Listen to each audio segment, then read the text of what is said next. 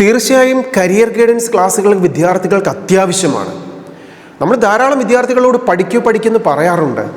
ആ പഠനം അവർക്കൊരു ഇൻസ്പിറേഷനായിട്ട് മാറണം, എൻ്റെ ആവശ്യമാണെന്ന് തോന്നണം. വിദ്യാർത്ഥികളെ സംബന്ധിച്ചിടത്തോളം വെറുതെ ഒരു മോട്ടിവേഷൻ അല്ല വേണ്ടത്. മോട്ടിവേഷനൊക്കെ 2 ദിവസം കഴിയുമ്പോൾ അത് കേട്ട് കഴിഞ്ഞാൽ അതൊക്കെ അവർ എറൈസായി പോകും. പകരം ഇൻസ്പിറേഷനാണ് വിദ്യാർത്ഥികൾക്ക് വേണ്ടത്. എനിക്കിത് ആവശ്യമാണെന്നൊരു തോന്നൽ ഉണ്ടാവണം. ആ തോന്നൽ ഉണ്ടാവണമെങ്കിൽ പഠനത്തിൽ ഫോക്കസ് ചെയ്യാനായിട്ട് അവർക്ക് സാധിക്കണം. അത് സാധിക്കണമെങ്കിൽ തീർച്ചയായും കരിയർ ഗൈഡൻസ് ക്ലാസ്സുകൾ വിദ്യാർത്ഥികൾക്ക് ഏറ്റവും ഇമ്പോർട്ടൻ്റ് ആണ്.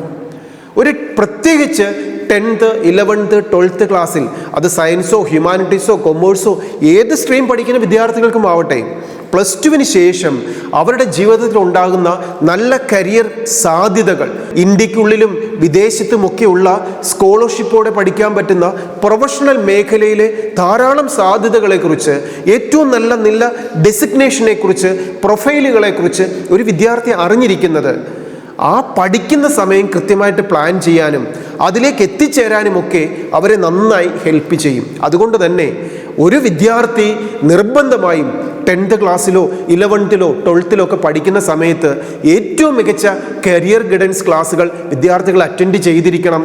അതാണ് നാളത്തെ ഏറ്റവും മികച്ച ക്യാമ്പസുകളിലേക്ക് എത്തിച്ചേരാൻ അവർക്ക് സപ്പോർട്ടായി മാറുകയും ചെയ്യുക.